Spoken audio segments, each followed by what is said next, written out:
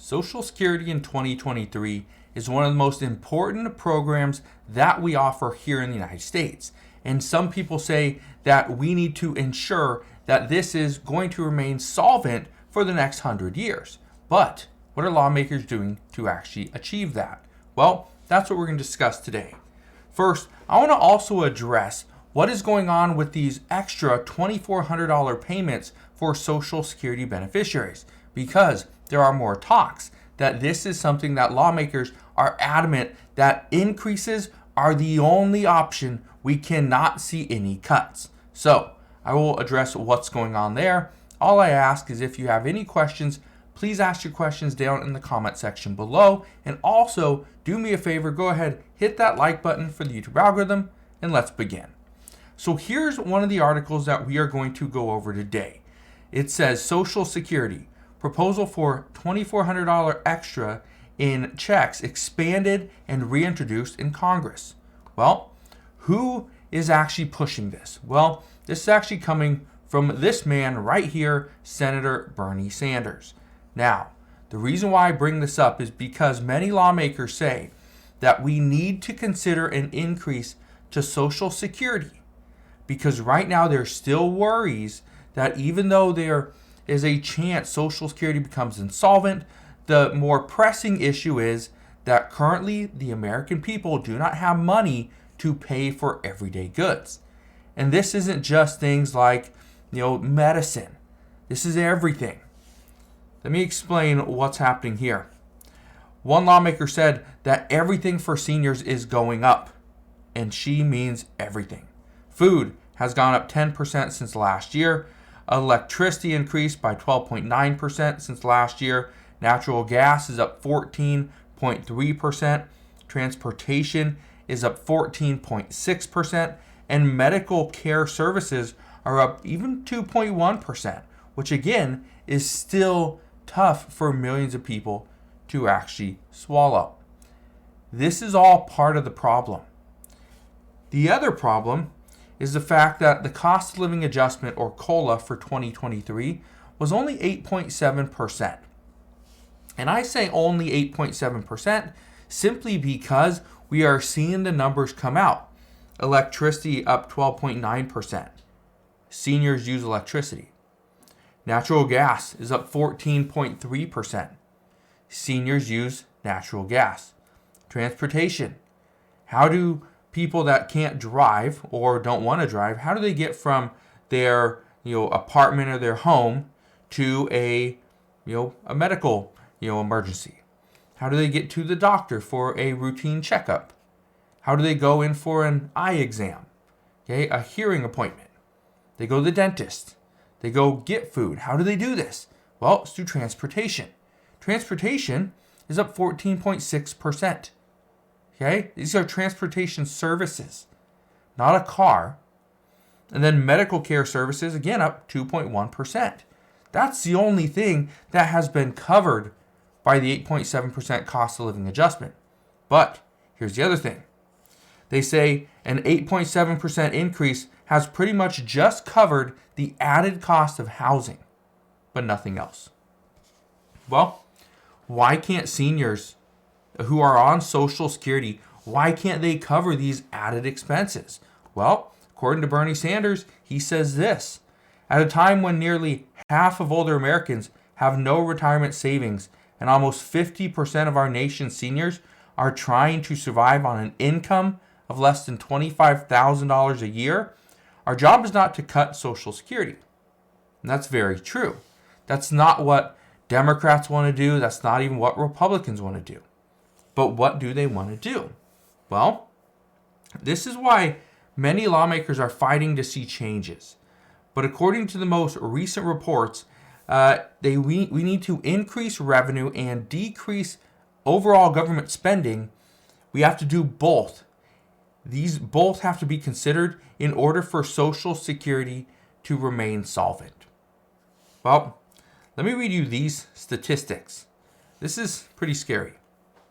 Currently, there's more than 66 million people here in the United States that are receiving some form of Social Security benefits.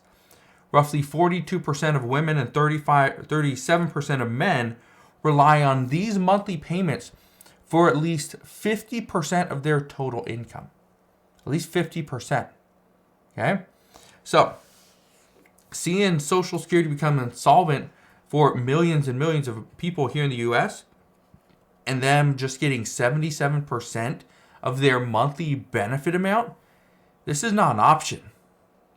This is not something that lawmakers even want to consider. It's something that they can't even fathom.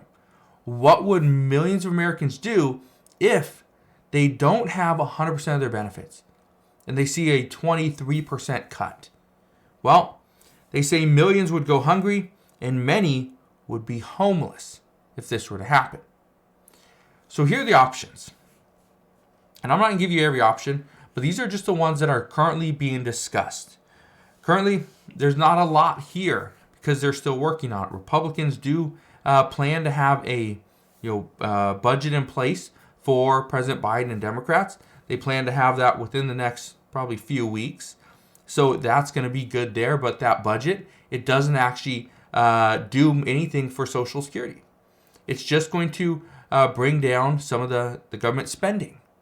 And if we bring down government spending, then, and only then, Republicans or some Republicans would vote in favor of increasing the debt limit. And once the debt limit is increased, then both parties can go and solve the issue for Social Security. But again, starts with the budget, then goes to the debt ceiling, then goes to Social Security. And then we'll throw in other problems, in the meantime. But that is the process as of right now. So, here are some of the options. First, raise the full retirement age. This is not for people that are 55 years of age. No. These are for people that are probably younger than 30, maybe even younger than 40, that they would see their retirement age get ticked up. It would go from 67 to maybe 68, 69, 70, something like that.